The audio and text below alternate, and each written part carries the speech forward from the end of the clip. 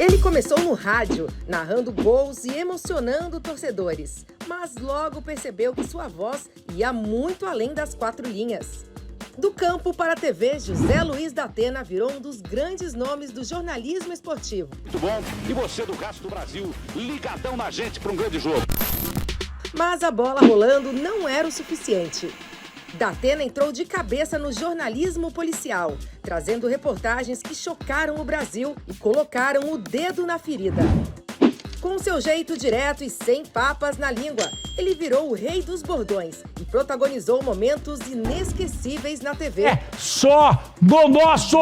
Só no nosso!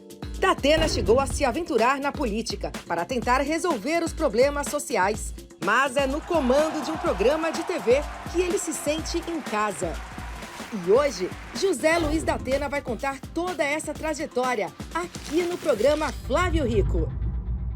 Que prazer te receber aqui, José Luiz da Atena, meu querido Datenão. Prazer é todo meu, Flávio Rico, monstro sagrado. Eu amo você. Eu amo você. Nem vou mentir para ninguém. Não será uma entrevista. Será uma conversa. Sabe por quê? Eu e o Datena... Eu ligo para ele todo dia. Todo dia. No mínimo 5 vezes a gente conversa por dia. Para quem não sabe, eu ligava todo dia para o Silvio Luiz, que era meu consultor espiritual, dos maiores gênios da televisão, e para o Flavinho. O Silvio já não está mais entre nós. Mas o dia que eu ligar para ele atendeu, eu vou ficar preocupado. Eu também. Mas eu penso nele todo dia que eu acordo e ligo para você. Eu também faço a mesma coisa. Lembro dele todo dia. Só que não podemos falar de coisa lá que nós não podemos falar aqui. Não. Datenão, vem cá. A gente fala de tanta coisa. Você se arrepende da cadeirada? Não, eu não me arrependo. Eu simplesmente... Era um episódio que, para mim, nunca teria acontecido. Claro que eu não tenho orgulho disso. Foi uma gelada eu ter entrado nessa campanha política. Não tive intenção nenhuma de ser agressivo. Eu só quis parar a agressividade que estava acontecendo do rapaz para comigo. Ele estava dizendo uma série de barbaridades. Eu tentei responder primeiro com tranquilidade, porque sempre tive tranquilo em relação a esse assunto. Juridicamente está encerrado esse assunto. E jamais queria ter uma atitude agressiva. Quando ele não parava, ele continuou agressivo. Mas eu não tenho orgulho disso, nem um pouco. E é um episódio que eu quero esquecer. Aliás, não quero nem falar disso. Perfeito. Absolutamente não quero nem falar. Foi uma coisa que eu realmente considerei muito triste para mim e me pesa muito falar sobre isso. Não gosto disso, não acho um gesto legal. Acho que as pessoas não devem ser agressivas nunca. Mesmo porque você, em briga nenhuma, você ganha. Mesmo que você vença uma briga, você acaba tendo um desgaste emocional tão grande, não vale a pena. O mundo está tão violento, você ser mais violento ainda, passar mais imagens de violência, não é legal. Eu fico olhando a imagem que está aparecendo aí, estava até bonito ali o cenário do debate e tal, mas eu até hoje não acredito que eu entrei nessa gelada desgraçada aí. Em toda essa tua história, na televisão, por exemplo, você se arrepende de alguma coisa? Não, absolutamente nada. Não me arrependo de absolutamente nada. Você acha que a minha história na televisão é tão legal. Vitoriosa. Me fez, não sei se é vitoriosa ou não, mas me fez conhecer grandes ídolos. O Pelé, que era meu ídolo, Zico, Rivelino, Tostão, Mário Sérgio. Já pensou numa mesa como na Copa de 90 na Itália? A gente se reunia num restaurante chamado Santo Padre, né? Aí ia todo, e Pelé, Zico, Rivelino, Tostão, quem mais? Mário Sérgio, pô, como é que Luciano do Vale e Eli Coimbra, todos os caras que eu amava, e Silvio Luiz estava lá também. Você já pensou eu estar do lado do meu ídolo, ou dos meus ídolos fazendo futebol? Eu já transmiti jogo como repórter. Eu tive a maior faculdade do mundo como repórter esportivo. Quando eu estava lá transmitindo, estava o Luciano narrando, o Juarez comentando, e sempre tinha um Sócrates, sempre tinha um Pelé, sempre tinha um Rivelino, sempre tinha um Tostão, sempre tinha um Zico comentando o jogo do lado. Então, eu ficava vendo o jogo, Por isso que eu acho que eu entendo de futebol e, ao mesmo tempo, tendo uma aula de Admirando futebol. aquilo. Quantas vezes um time estava atacando, por exemplo, Bragantino e Corinthians, eu me lembro muito bem disso. O Bragantino metendo bola na trave do Corinthians e tal, e de repente o Mário Sérgio, que foi um bom treinador também, um grande treinador, assim, ó, o Corinthians vai fazer um gol já já. Por isso, por aquilo, gol do Corinthians. E não foi uma vez só, não. Impressionante como Várias eles conheciam, vezes. né? Os caras sabiam de futebol pra cacete. E lá na Itália, eu vi, o Silvio Luiz me mandava, tinha racha de futebol entre vocês lá, tinha um joguinho Tinha. lá. Tinha, Eu né? era moleque, eu até que jogava bem, porque eu era magrelo, mas teve um jogo de futebol muito legal. O Luciano, que era magnífico. O Luciano e o Silvio Luiz foram os dois maiores locutores que eu vi na minha vida. A vida do Luciano era uma festa. Ele era um imperador romano. Era. E ele pegou, mandou importar carne do Brasil naquela época para fazer uma feijoada. E nós fomos disputar um jogo às margens do Rio Tevere, Rio Tigre. Né? Eu estava marcando só Zico e Mário Sérgio. Só isso. Então já entrei rasgando e tal. Na primeira bola que o Mário pegou, ele pegou uma bola, ele botava a bola onde queria. E deu um chutaço na minha cara. Eu fiquei meio tonto. Falei, ô Mário, falei assim, isso aqui é para amansar o Becão. E a outra bola que eu nunca esqueço, que eu fui dar uma solada no Zico, ele me deu um chapéu, boné, sei lá como é que você chama aí. Sola do ar. A bola veio assim, rodou meu nariz, caiu do outro lado e ele meteu no canto. Aí depois do jogo eu falei assim, ô Zico, vem cá, como é que você fez aquilo? Ele falou, eu fiz aquilo porque eu sou o Zico. Olha só. Por isso que eu fiz aquilo. Agora o Luciano. Mas eram humildes pra caramba. O Luciano foi treinador de uma equipe de. Né? Você tem umas histórias do Luciano. Tem, parece tem, até tem. que ele foi ensinar o Rivelino a bater palma. Foi. O Luciano dando uma preleção, lá embaixo, Luiz Pereira, Amaral, Rivelino, Zico, quem mais? Só tinha craque. Mas os caras levavam o Luciano Não, a sério? claro que levavam. No princípio levavam, porque o Luciano achava que ia ser técnico da seleção mesmo, da seleção principal. brasileira, ele queria mesmo. E ele levava aquilo a sério e tal. Ele falou assim, olha, a partir de agora ninguém vai beber. Vladimir, a partir de agora ninguém vai beber aqui e tal. E o Sócrates estava lá? De repente chega o Sócrates que desce a escada com uma garrafa de vinho. A partir dali, a história de não beber foi para o verdadeiro e popular saco, porque todo mundo começou a beber ali. Mas também teve uma história Teve do Rivelino. o Rivelino foi bater uma falta no treino. E o Juarez era muito engraçado, o Juarez Soares. Muita gente se lembra do Juarez, foi um maior comentarista que eu conheci. Ele tinha umas tiradas geniais, né? Então a gente estava na beira do gramado e tal, e o treino rolando. Aí o Rivelino bateu uma falta, errou, meteu lá em cima. O Rivelino que foi um dos maiores batedores de faltas de todos os tempos. Sem dúvida. Né? Aí o Luciano, o Bigode, é mais ou menos assim. Aí o Juarez falou assim, ô, Daterão, eu estou enganado, o nosso treinador vai ensinar o Rivelino a bater falta. Eu falei assim, não, acho que vai dar uns toques. Aí o Luciano pegou, você bate assim na bola e tal. Quando o Luciano foi ensinar o Rivelino a bater falta, ele bumba, caiu no chão, e aí aquele monte de puxa-saco e tal.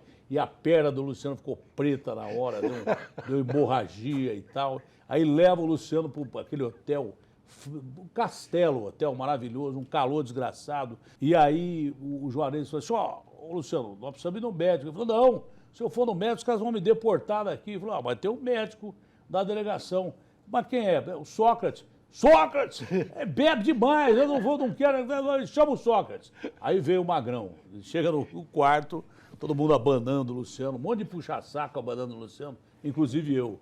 Porque eu precisava, na minha carreira naquela época. Me ajuda aí, pô. E aí abanando o Luciano suava, que nem pano de cuscuz. E eles fizeram uma conferência. O Juarez conhecia um médico aqui do Einstein, que eu não lembro o nome, com o Sócrates. Aí o Magrão falava assim, aí, doutor, tudo bem? Ah, colega, como é que vai o senhor? Tudo bem? Aí botava a mão na cabeça do Luciano. Ele está com mais ou menos 38, 39 graus.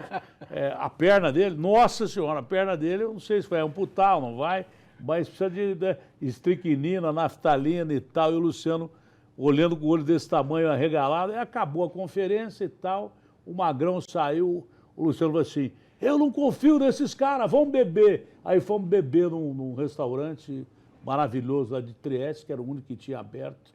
Bebemos até 5 horas da manhã. No outro dia o Luciano estava em pé, curado, ele curou com vinho. Não confiou muito nas dicas do Magrão e do médico que estava aqui em São Paulo. Tem um VT nosso aqui mostrando o teu tempo de repórter esportivo. Aliás, quem não sabe, Datenão foi um grande repórter esportivo. Olha só o teu VT como repórter, vamos ver. Tudo é que ultimamente o Neto tem sido destaque da seleção brasileira, pelo menos em termos de expectativa para esse jogo contra a Argentina. O Neto tá com dodói, tá com dor de garganta, gripe. O que foi? O bichinho te pegou?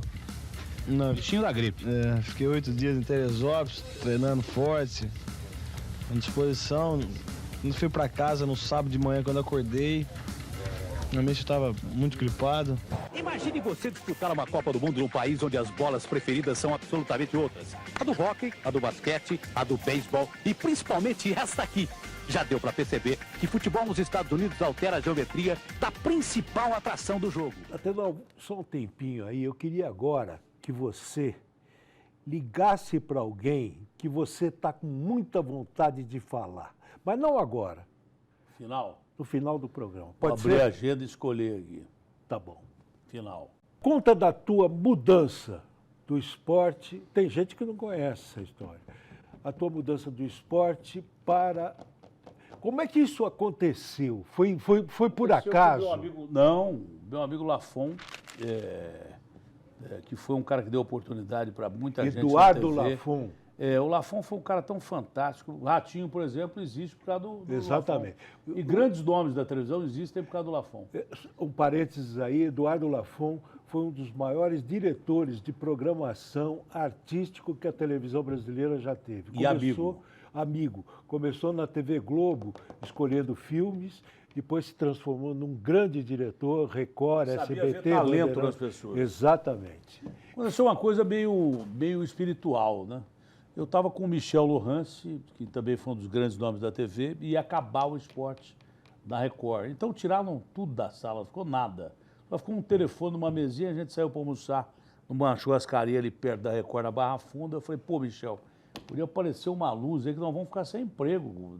Os caras vão mandar a gente embora. Porque a gente tinha perdido os direitos de futebol. Eu, Eli, Mário Sérgio, Michel Lohance, Luiz Alfredo. Tinha uma equipe boa lá. Aí eu cheguei na sala, tocou o telefone. Eu falei, só pode ser Deus. Pô. Não era Deus, mas era o Lafon. A secretária falou, o Lafon quer falar com você. Ó, você vai fazer um piloto para o programa de polícia, e o Bispo quer que você faça um piloto programa de polícia. Na verdade, foi o Lafon que indicou. Eu falei, eu não vou fazer programa de polícia, eu nunca fiz, eu só fazia humor na televisão. Eu fazia matéria humorada e fazia Vivo, que eu fazia.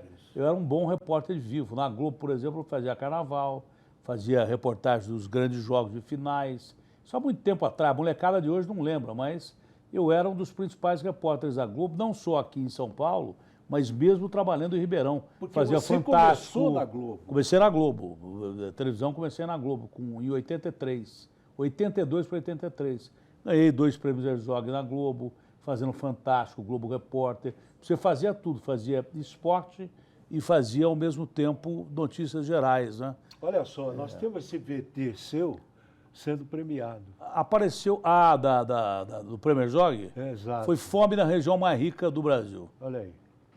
Com 360 mil habitantes, Ribeirão Preto é sede da 6ª região administrativa do estado de São Paulo. Região que é a maior produtora de alimentos de todo o Brasil. Apesar de todo esse potencial de produção de alimentos, o médico nutricionista da Faculdade de Medicina de Ribeirão Preto, Dutra de Oliveira, revela que muita gente, principalmente crianças, morre de fome na região. Já mostrava a tua versatilidade aí, Datenão.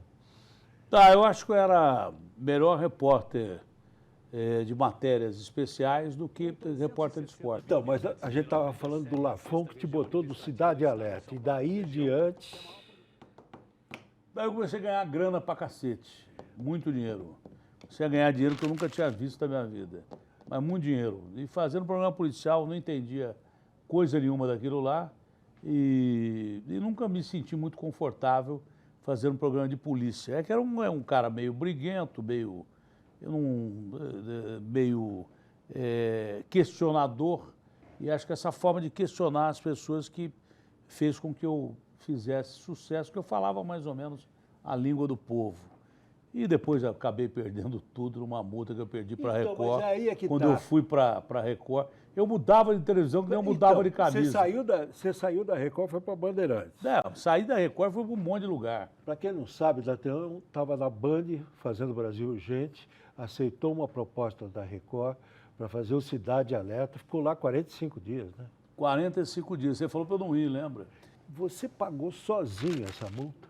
Paguei. Paguei a multa de 10 milhões de dólares, mas fui aconselhado a não pagar. O cara até me falou, pô, ninguém paga multa no Brasil, cara, ninguém paga. Isso não existe, isso é uma maior multa da televisão mundial. Ninguém nunca pagou 10 milhões de dólares, que o que eu saiba, não. A não ser na televisão americana. Uma fortuna. Não, hoje dá quanto? 60 milhões de reais. É. Eu perdi quase tudo, perdi casa, perdi carro, perdi quase tudo, mas recuperei, porque eu disse pro cara, eu falei assim, vem cá, se eu não pagar, não, usa advogado, que você não precisa pagar. Eu falei, não, se eu não pagar, como é que eu vou falar o que eu falo na TV? Para as pessoas serem honestas, se eu não vou ser, não vou pagar. Peguei e paguei, foi um perrengue desgraçado, mas eu recuperei uma graninha que dá para eu viver com a minha mulher hoje. Hoje eu não sou um cara rico, milionário, mas eu consigo viver bem, não preciso trabalhar mais. Se eu não quiser trabalhar, eu não trabalho mais. Só que eu vou deixar de ajudar muita gente, que eu sempre me ajudei muita gente. O Boechat me ligava todo dia para eu voltar, porque eu comecei a dar 17 pontos na Record, que naquela época era muito. Cheguei a bater a Globo várias vezes naquele horário. E o Boechat estava dando meio no jornal da Band. Ele me ligava, volta para cá, Zé, volta para cá.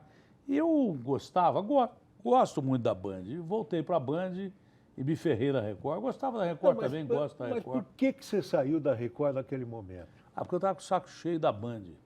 Apesar de gostar muito da Band, tinha muito cara que me encheu o saco. Não, por que você saiu da Record? Porque os caras me encheram o saco na Record também.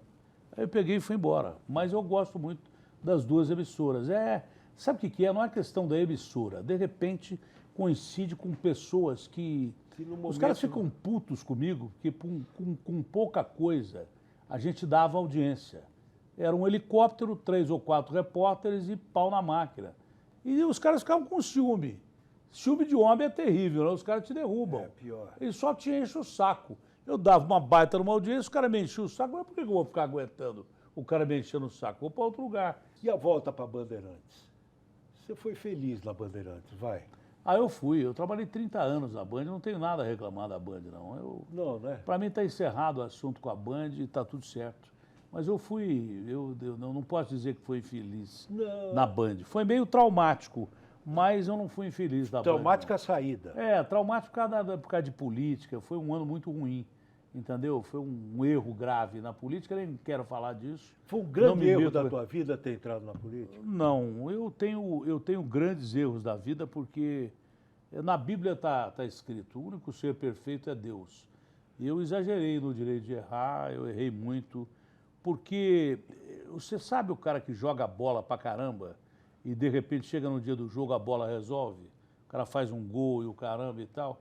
Eu errava e dava certo. Eu mudava de televisão, saí, por exemplo, da Record dando 17 pontos, estreiei na Rede TV, que dava 2, 3 pontos, com 14 pontos. Pois é, nós estamos de casa nova, eu espero que o senhor esteja bem, que a senhora esteja muito bem também. O Amilcar e o Marcelo ficaram felizes da vida. Logo depois eu saí de lá e voltei para a Record, porque a Record me deu uma grana violenta e tal. E era muito dinheiro, era dinheiro pra caramba, e você ficava maluco. Agora, no fim eu ganhei muito dinheiro, mas perdi muito dinheiro e não me arrependo de nada que eu tenha feito. Mas você é um cara que se considera um cara bem de vida. Você está confortável na tua vida. Para vivermos, eu e a minha mulher, sim. Sim. Para ajudar as pessoas que eu ajudei a vida inteira, não só da família, mas fora também, porque eu ajudava muita gente, já não teria mais condição. Teria condição de viver o resto da minha vida com a minha mulher numa boa. Você esteve quase para ir para o SBT uma vez, parece que você até assinou um contrato. 3 vezes. 3 vezes, Mas de uma delas teve uma eu assinei assinatura. contrato com o Silvio. Uma eu cheguei a assinar contrato com o Silvio. E, de repente, o Silvio me contratou porque ele garantiu. E o Silvio era um cara que tinha palavra pra caramba. É um dos caras mais honestos que eu conheci. Ele tinha palavra mesmo. Ele falou assim, Eu falei, eu não vou sair da Band porque tem multa com a Band. Ele falou, eu pago a multa. Eu falei, se você pagar, eu vou. E ele ia pagar. Só que ele me contratou num dia, essa foi a última vez. A melhor foi a segunda ou a primeira, não lembro mais. Mas ele me contratou um dia e foi através do Guilherme Stoliar, que é uma figura maravilhosa. É por isso que eu amo. Adorável. Eu adoro o Silvio Santos, do mesmo jeito que gosto da família Saad, eu não posso negar que gosto da família Saad também. Mas eu adorava o Silvio Santos, porque o Silvio Santos era um cara profissional, ele era um amigo. Ele fez o SBT para nós trabalharmos. Ele é um dos nossos que chegou a dono por isso que eu de torço televisão. para a menina, para a Daniela, para as irmãs dela, para a esposa do Silvio. Eu torço para aquele pessoal lá, porque o Silvio fez uma televisão para a gente trabalhar. Exatamente. Patrícia, você não sabe o carinho que a gente tem por você, por representar a sequência na televisão brasileira do DNA do Silvio e por esse sucesso maravilhoso que você tem. Tô muito feliz, viu, Datena, que você tá aqui. E da última vez, ele mandou, o Guilherme falou assim para mim, foi almoçar comigo, falou, Datena, vem cá, eu vou te falar uma coisa, eu vou sair do SBT amanhã, vou parar com televisão, mas o último ato que eu quero fazer é levar você para trabalhar no SBT, porque o meu tio sempre quis levar e não conseguiu.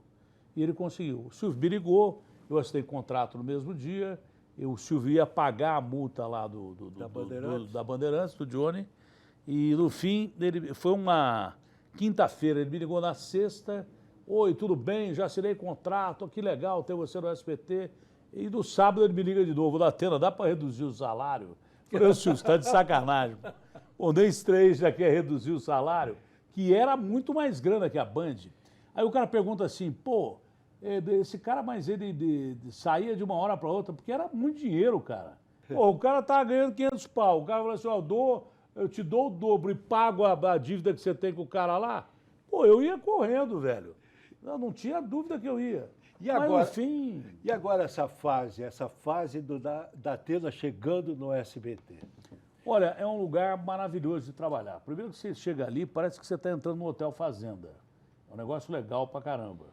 Um orgulho enorme estarmos na emissora que representa a casa do povo brasileiro. É muito legal, um lugar bacana para trabalhar, um lugar genial. Eu gostaria muito de continuar no SBT durante muito tempo, mas eu não sei se eu tenho saco para aguentar televisão durante muito tempo. Talvez, tem muita gente que quer ir para lá, e com razão, porque são jovens, né? Jovens que perderam emprego. Se quiser, pode ir lá hoje. Se o SBT quiser contratar, pode botar quem quiser hoje lá. Ué, pode ser no meu lugar, por que não? Eu acho que todo mundo, na vida você nasce, cresce e morre. Sêneca, que foi um dos grandes filósofos da humanidade, disse que o homem nasce para aprender a morrer. Isso vale tanto metaforicamente como fisicamente. Você nasce, cresce e morre fisicamente. Metaforicamente também, a sua carreira tem um começo, meio e fim. Eu sinto que se eu quiser, eu continuo até morrer e duro mais uns 10 anos, 15 anos aí. Ainda tenho condição de viver uns 10, 15 anos. Também isso estourando, no máximo, que eu não cuidei de mim quando eu era jovem, eu bebia demais. Dizem que o Sócrates bebia, eu era amigo de infância do Sócrates. Eu cheguei a dar fogo do Sócrates muitas vezes. Tive câncer de pâncreas, fui um sobrevivente disso. Então, acho que o que eu já fiz está legal. Tá legal para mim.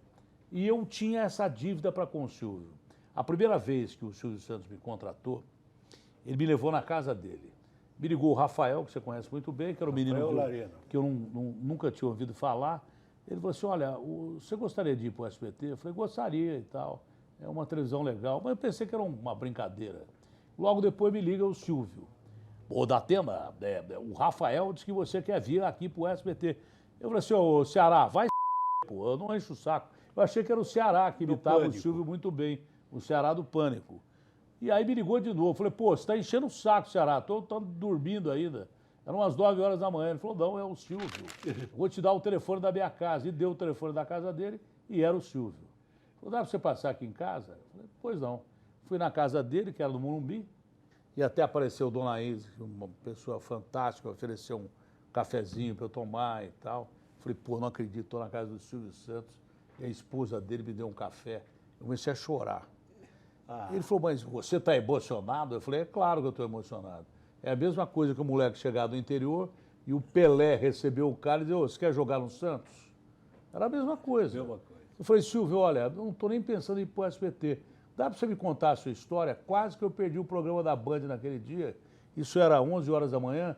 Eu fiquei 3 horas e meia ouvindo o Silvio Santos contar a história da vida dele, que foi uma coisa emocionante. Quantas pessoas tiveram esse privilégio?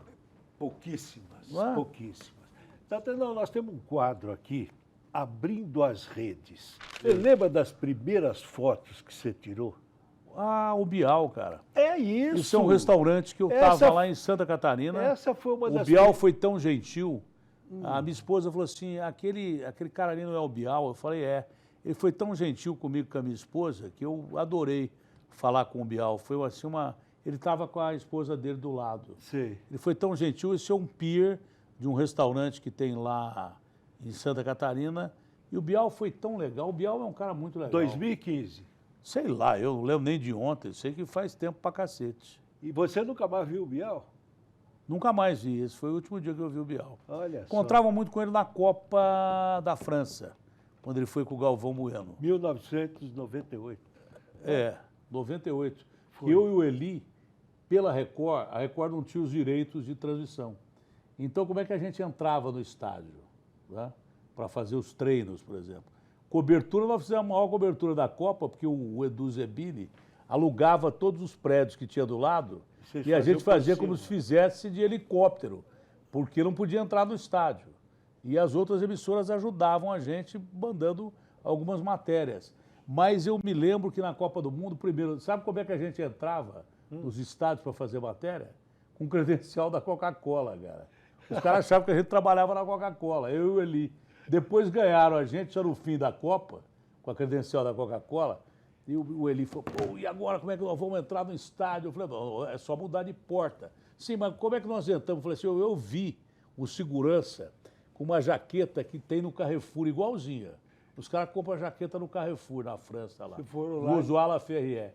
Eu comprei uma jaqueta, o Eli uma jaqueta, nós mudamos de portão, chegava lá, os caras só batiam o continente pra gente. Fizemos uma Copa assim, no peito.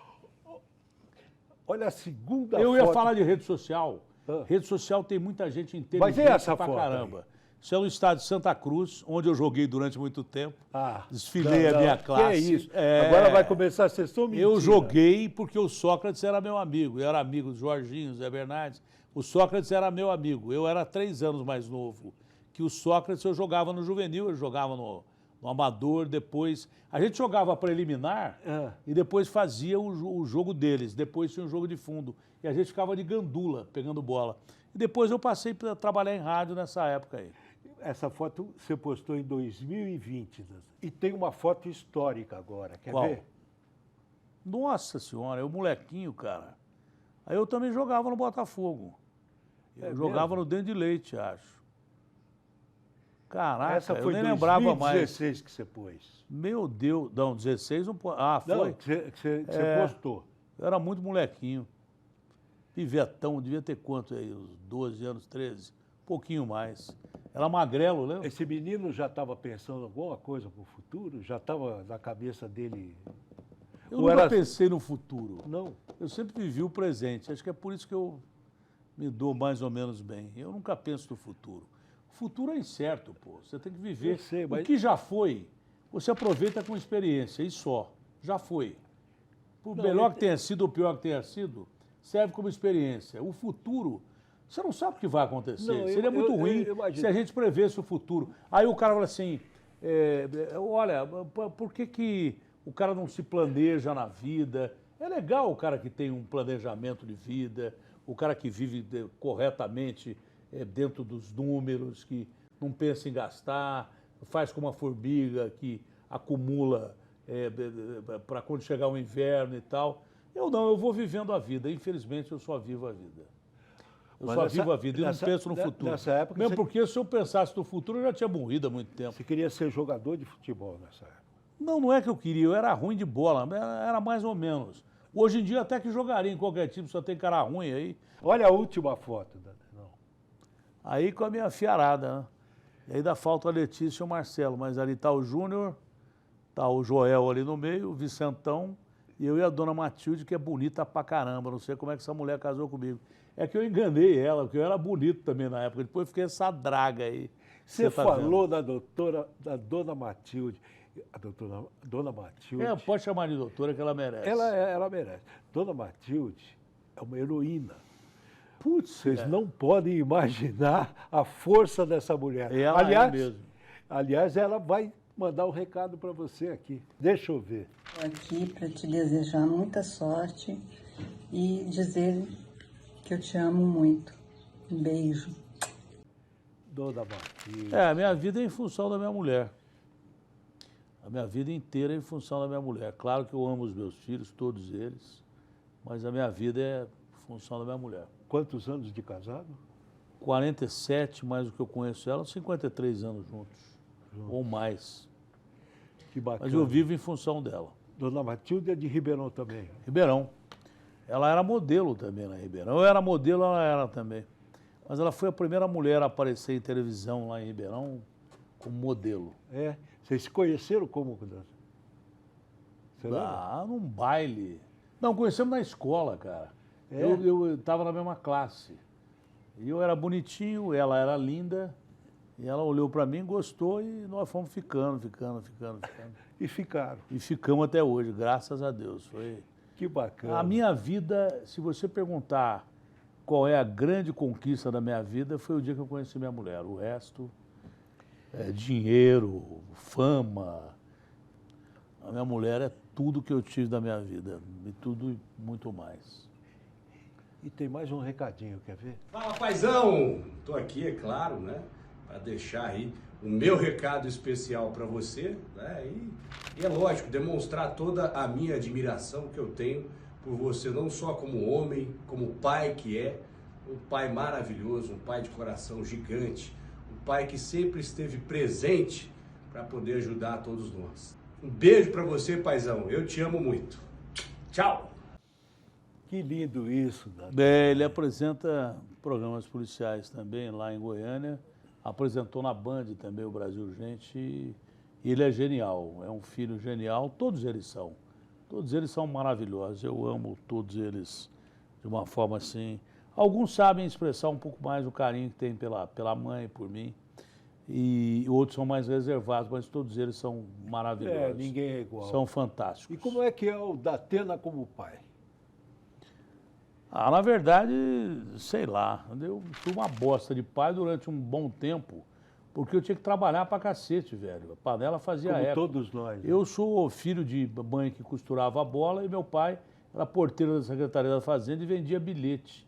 Então, desde cedo eu tive que ralar pra caramba pra poder ganhar dinheiro e quando casei, eu morava em Ribeirão durante boa parte da minha vida e trabalhava em São Paulo. Eu viajava 3.100 quilômetros de ônibus por semana, cometão rápido, Ribeirão Preto, comia uma coxinha, dormia na rodoviária, porque o ônibus o jogo acabava à tarde ou chegava à noite, meia-noite não tinha mais busão para Ribeirão. Então eu ficava muito pouco em casa.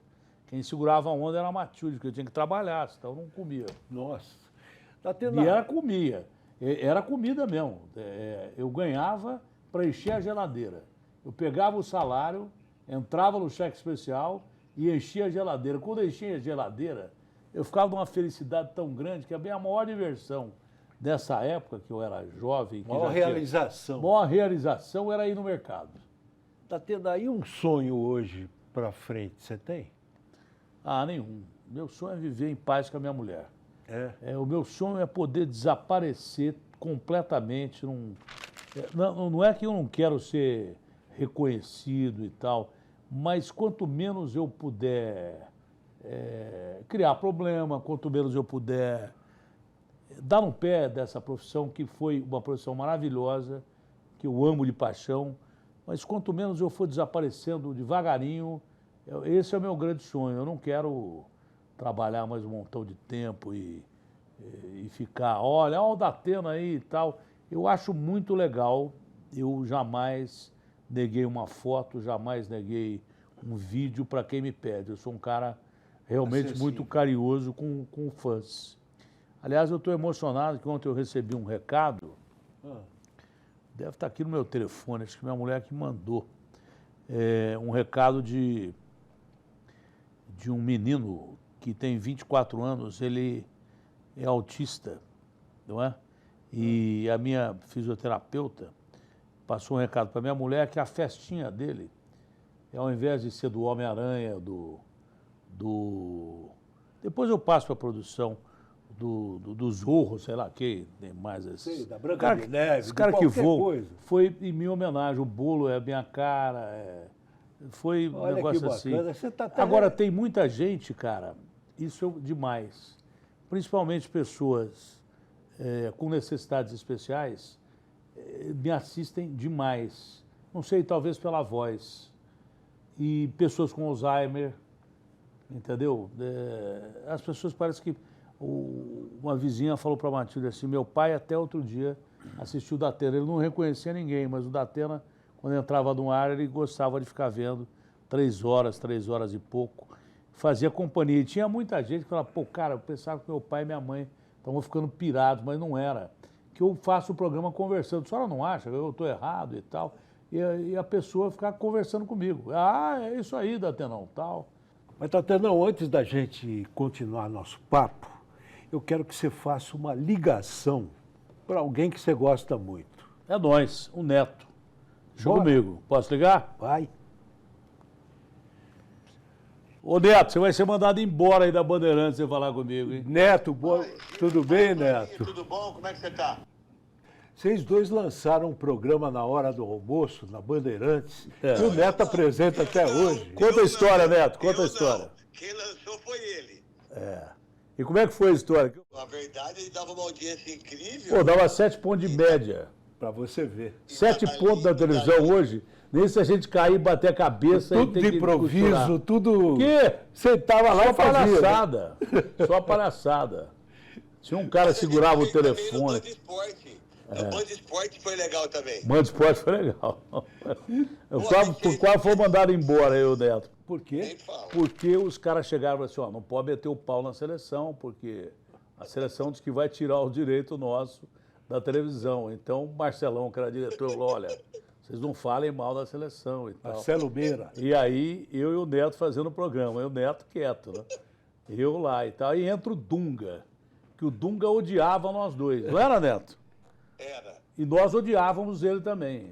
Aliás, eu continuo não gostando muito dele.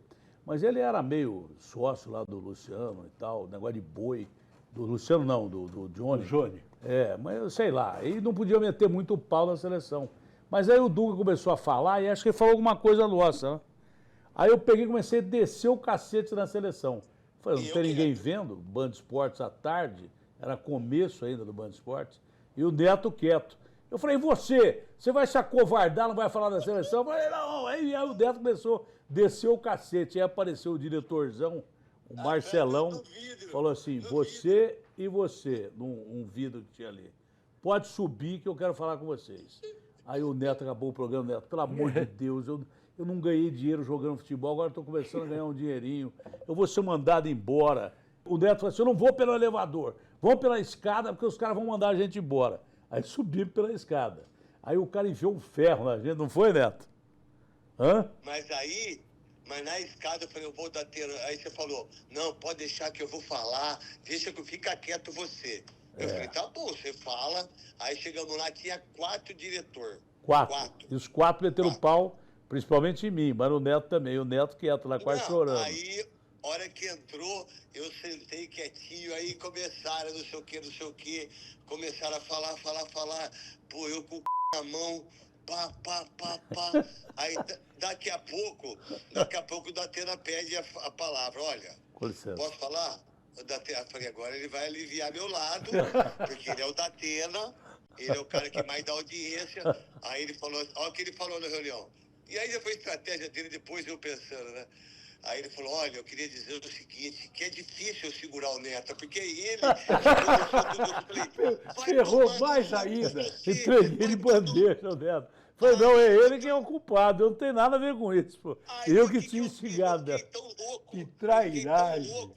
Que aí, a hora que eu fiquei louco, eu mandei todo mundo para aquele lugar, xinguei todo mundo. Acabou a reunião, não aconteceu nada.